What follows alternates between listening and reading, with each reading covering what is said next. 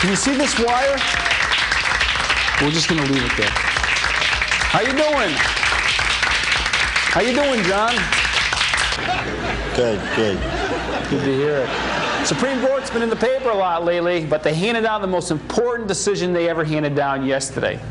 That's right, the Chief Justice ruled that Detroit Pistons' Dennis Rodman is not Dopey of the Seven Dwarfs. Key decision. Key decision. Okay, they had a rock and roll auction in New York. Some guy, unbelievable, paid $4,500. Now this is no lie, $4,500 for a pair of Elvis's underwear. Okay, now the guy's quoted as saying, if he meets a tenth of the women that Elvis met, it would be worth the investment. Now what kind of jerk would pay that kind of money for a pair of underwear? It's ridiculous.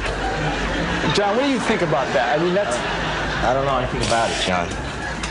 Our executive producer, John Hollis. Yeah.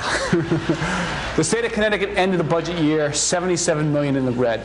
But Governor O'Neill is on top of the case. That's right. He's taken a step in the right direction.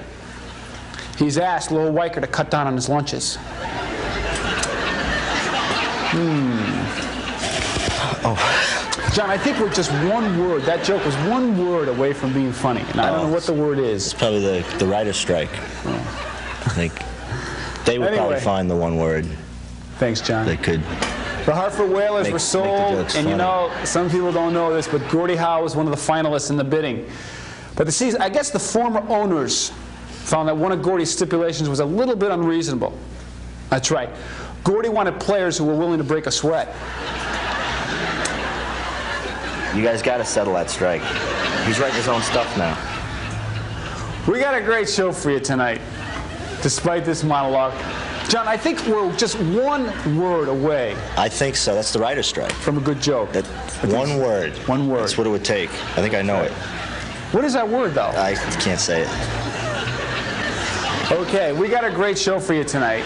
We have Jackie Swanson, who worked on the set of Jacknife. Okay, that was shot right here in Meriden last month. And she's going to give us some inside tips on what the star, Robert De Niro, was really like. Now, isn't that exciting, John? Robert De Niro, we're going to hear all about Robert De Niro. Well, it's probably exciting for you, but not for someone like me. Why? You know Robert De Niro, right? Well, me and De Niro, me and Bobby go back. Come on, John. A long time.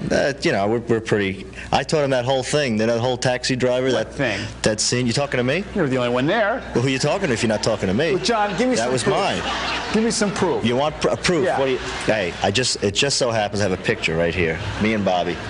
They can probably... Let me see. Leon, Stan can probably show it. Leon, can you get a shot of that? I think he's got a shot. It's going to be edited. Yeah, we won't. Hey, get away from it!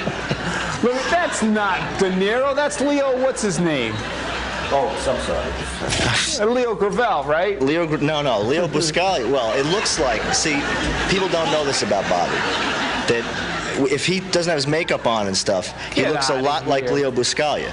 John. They're dead ringers, but it's me and, you know, I got my arm around him here. We're sort of like. Now you trying to? How are you going to put that over on our audience members? No, I know De Niro. Me and Bobby are like, you know, that. Yeah. Well, stay with us anyway. No, really, because we're gonna meet a woman who's gonna tell us what he's really like. Okay, we'll be right back with Downtown. You could ask me if you want to know what he's really like. He's not. That's not De Niro.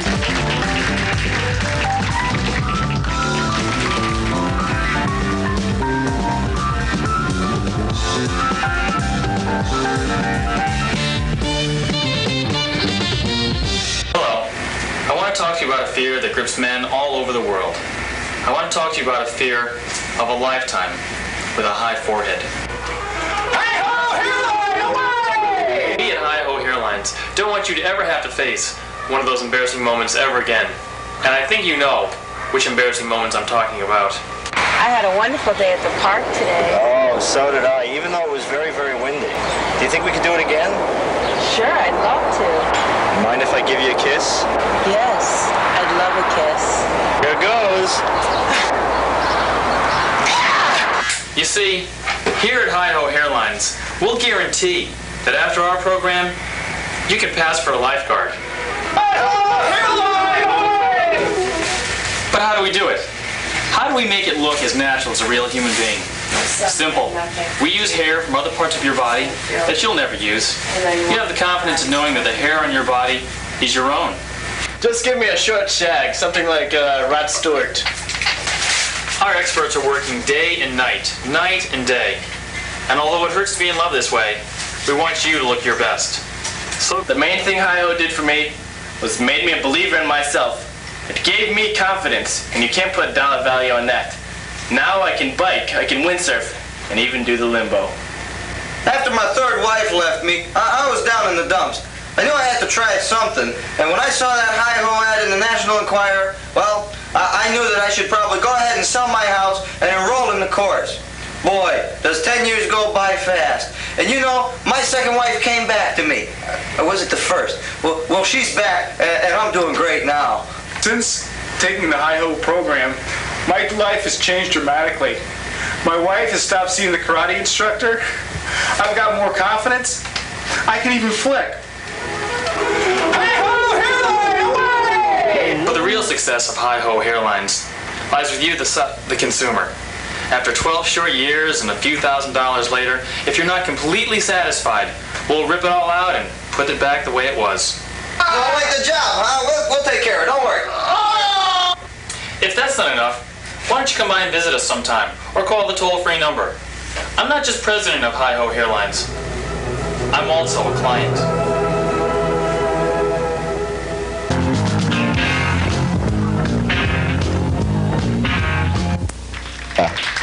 Bobby DeNiro. The name's Hollis. Hollis. He knows me. We grew up together. You'll see him there. He looks a little like Leo Buscaglia. He's the man who makes it all happen. Our first guest tonight is a very special guest. Why is she special? Because she worked on the feature film Jacknife with Robert De Niro. And she's going to give us all kinds of information, inside information that we, the viewing public, don't know about, but she does. She's from West Hartford, Connecticut. She's an independent video producer where she's made many, many videos. And she just got back from New Orleans where she shot a documentary on carousels. Let's have a big hand for Jackie Swanson. Jackie, come on out here, Jackie. Jackie, down. Hello, John. Hello, Jackie. Jackie, I guess the first thing I want to know before you settle in is why would the feature film Jacknife come to Meriden? I mean, how did they get to pick a Meriden? Do you know? Actually, it's the logical place. It's the perfect place. It's any town USA, but they really went to a lot of trouble to discover that. I mean, what did they find in Meriden that they couldn't find, say, in, I don't know, Vernon or Tallinn or Greenwich or... Well, I think it was probably because the story was taken, it was taken from the book Strange Snow, who was written by Stephen Metcalf from Cheshire. And I'm sure he had a lot of images in his mind. Now, I know De Niro's in it, and he's my idol ever since I was, he's my idol, but what's the movie about? I don't even know. You don't know. I don't know, and I feel guilty about it. Well, it's a lovely story. It's about 3 men in Vietnam. Now, who's the other men in the movie? Would I know them? Ed Harris. Ed Harris, he was in The Right Stuff. Right. He played John Glenn. Yes, he did. And he played Sweet Dreams, the Patsy Cline story. Patsy Cline story, that's right. And he's a wonderful actor. Okay. And Kathy Baker. Now, I never heard of her. Somebody else mentioned that earlier. Has she been in anything else, or is this her first? Yes, she's been in a lot, actually. Oh, wow. Okay. No, but not many. You look like a jerk, why don't you? No, not many people do recognize the name. What's she been in that I would know? You don't know either. Okay. So anyway, what's the movie about? The movie is about 3 men who fight in Vietnam together, and one is killed in Vietnam. It's not De Niro, though. No, it's not De Niro. Okay. And the other 2 come back and don't see each other again for 15 years. And then one day, De Niro, who plays one of the characters, comes beating on the door of Ed Harris And it's the story of them becoming reunited and working through some problems that have really scarred both of them. Now, was it all shot in Meriden? No, actually. About half of it was shot in Meriden. And when I say Meriden, it wasn't really just Meriden. It was shot in Waterbury, it was shot in New Haven, it was shot in the vicinity. Now, where did they get the Meriden. Vietnam scenes? I mean, they shot those. That was shot in Cromwell. Cromwell, Connecticut? Yeah, Cromwell, How did you Vietnam, make Cromwell. Cromwell, Connecticut into Vietnam? It was wonderful. It was spectacular. They got an old field, sort of in behind the Quality Inn in Cromwell, and they've burned it out. They had explosives and... They had explosives. They had helicopters. They did a beautiful job of Now, it. you never worked on a film before this, right? Not on a feature film, no. Okay, so what was it like for you coming into, especially this kind of film? Yeah, it was awe-inspiring. I've worked on a lot of television before and video, but to see a group of professionals come in, I felt like I was part of a caravan. I felt like I was part of a circus that was always on the move. Now, were they from L.A.? Did they come all Some were from L.A., most were from New York, and several were from England. And the director of photography was from England. You know, what was his name? Brian West was the director of photography, and David Jones was the director. From England? From England. He was in the band, right? He was in a band years ago? Yes. You watched it. I bet you belong to the fan club. Yeah.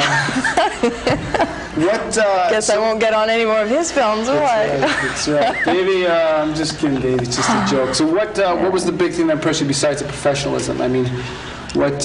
Well, it was the professionalism that impressed me. It was how 60 people could come in and without any verbalization just set a scene. So, yeah. And there it was. There didn't seem to be any verbalization. It just unfolded in front of you. And everything was 10 times bigger than anything I've worked with before. Well, you said, what have you done in the past that was nothing comparable, or you said you... Well, I've done television shows, and I've done videos in documentary type, where you think, you're good at it, and you have the equipment to do the job, but nothing like these trucks that rolled in from L.A. with these huge crews. This is the first time you worked with De Niro. It's the first time I've worked with De Niro. And I don't suppose you got to know De Niro in the sense, did you actually talk to him, or did you have any contact with him? Or? Yeah. What's he like? He's wonderful. He's very nice. I think we in the film industry impose things on actors and actresses that aren't necessarily there. We treat them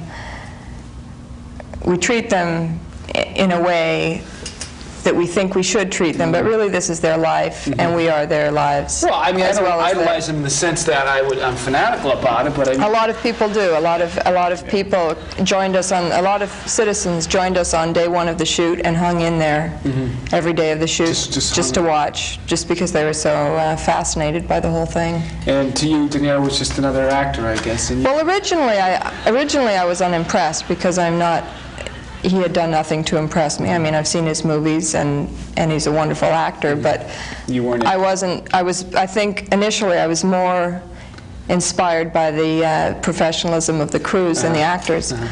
But then to see an actor go from his trailer, and I'm speaking about De Niro, but I'm speaking about Kathy Baker and Ed Harris also, to see them go from their trailer, get whisked to a set and perform a line or two lines back to their trailer, and then an hour or a half hour later be whisked back to the set and pick up that same kind of energy to complete the scene, or even shoot something from another scene with a totally different energy level, and have it all fit together in the end is it's incredible. Now, are you going to tell us anything about, well, you're going to tell us more about De Niro, right? Can you tell us, like, what kind of contact did you have with him? Well, that was the nice thing about my job, is I did have a fair amount of contact with him. Just from... You actually talked to him? Actually. You did? All right, can we take a break and you'll tell us when we come back? All right. Stay with us. We'll be right back with Jackie Swanson. She's going to give us the inside tips on Robert De Niro.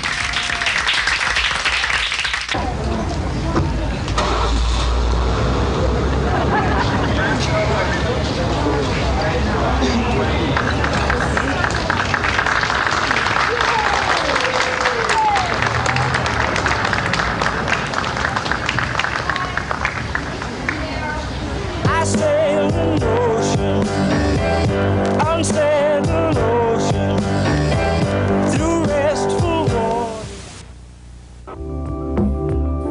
I can feel it coming in the air tonight. All I want, and I've been waiting for this moment for all my life. All I want, can you feel it coming in the air tonight? All I want, all I want.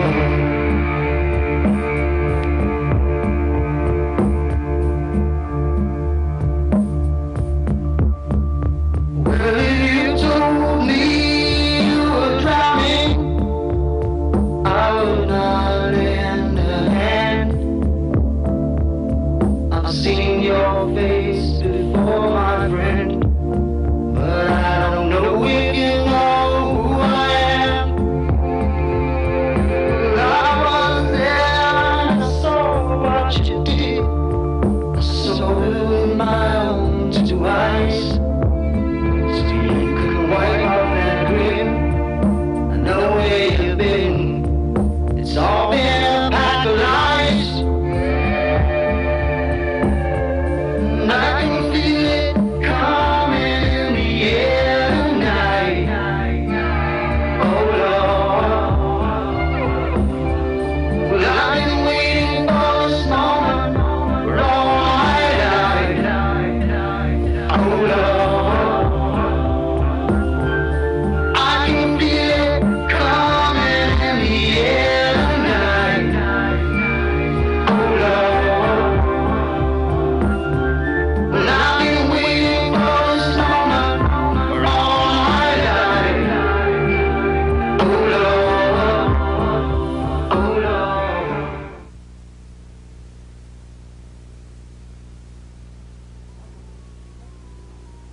Someone is smoking over there. Something we cats would never do. Filling their lungs with thick, dark hair. What a disgusting thing to do. Cats have 9 lives with 8 to spare. Humans have 1 with none to barter. Why do they smoke? Why don't they care? Humans are smart, but cats are smarter. Listen to cats, you men and women. Take care of your lungs. They're only human. The American Lung Association, the Christmas Seal people.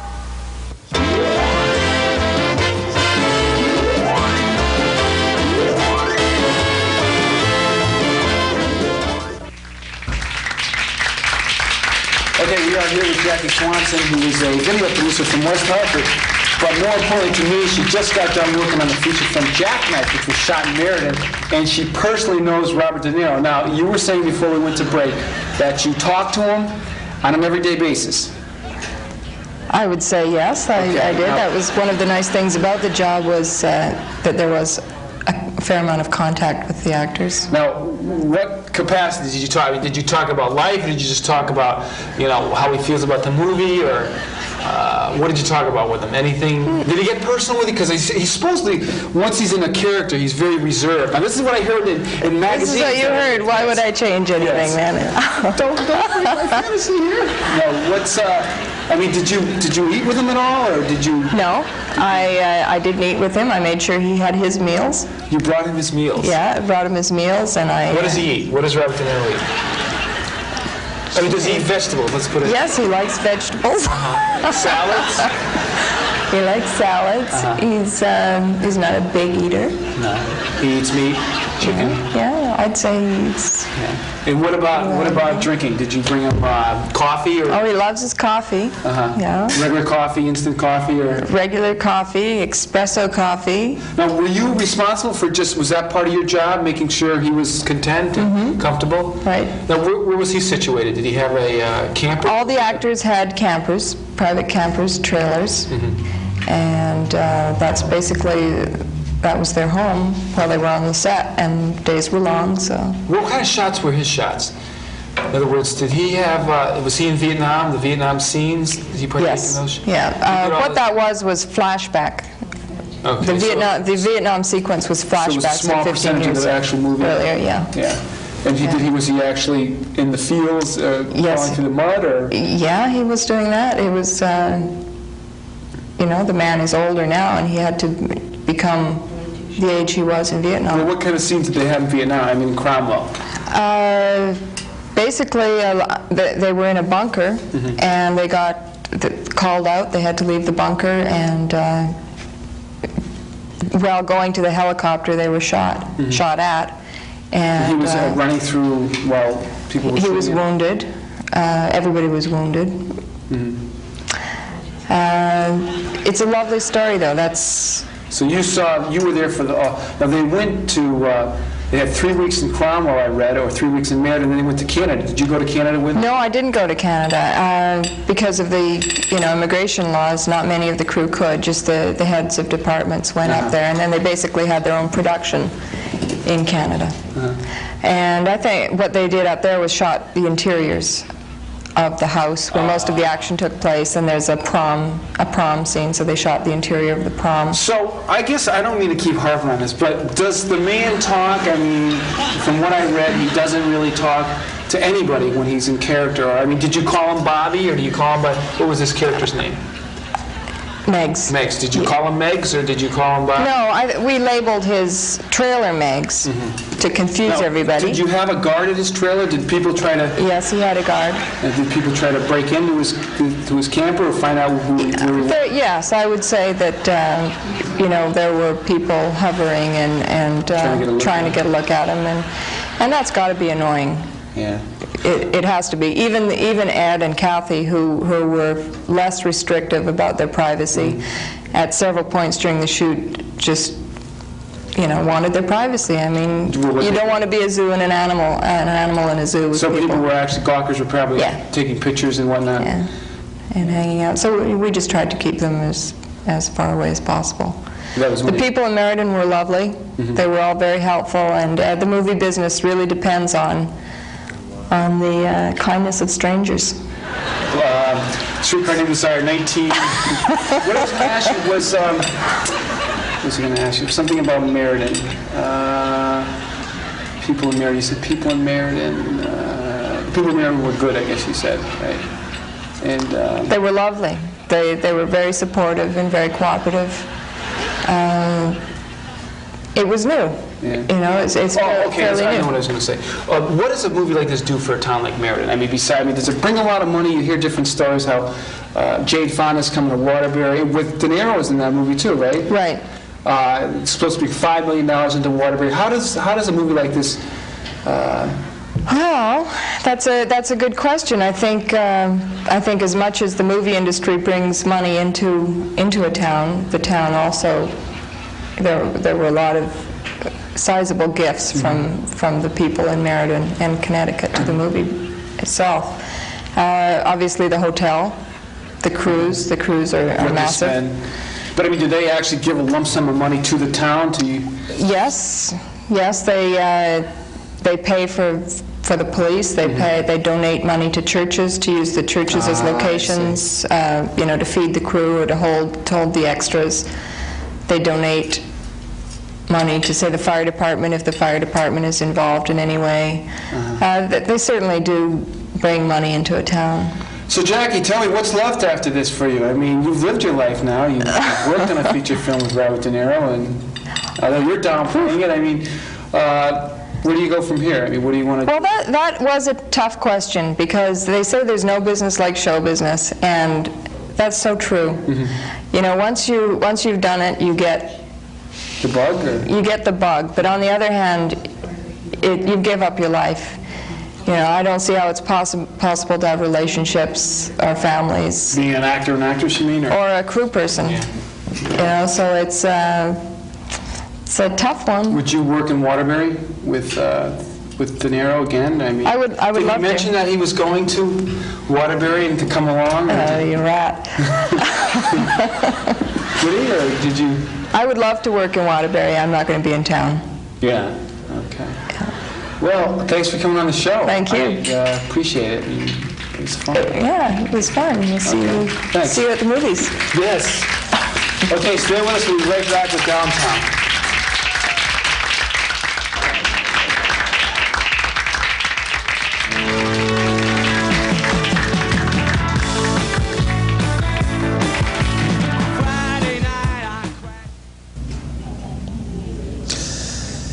people ask me all the time, Jerry, what's your idea of a fun show?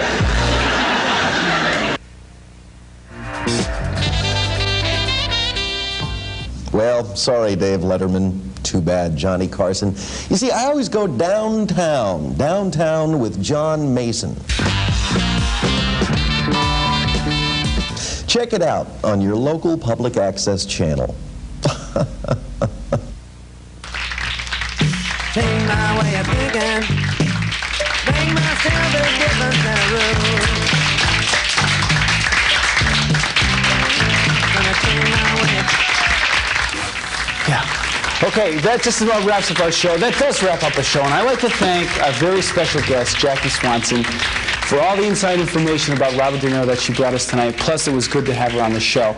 Now, join us in about 2 weeks when our guest will be Lowell Weicker. That's right, Senator Weicker from Connecticut. And that's about it. So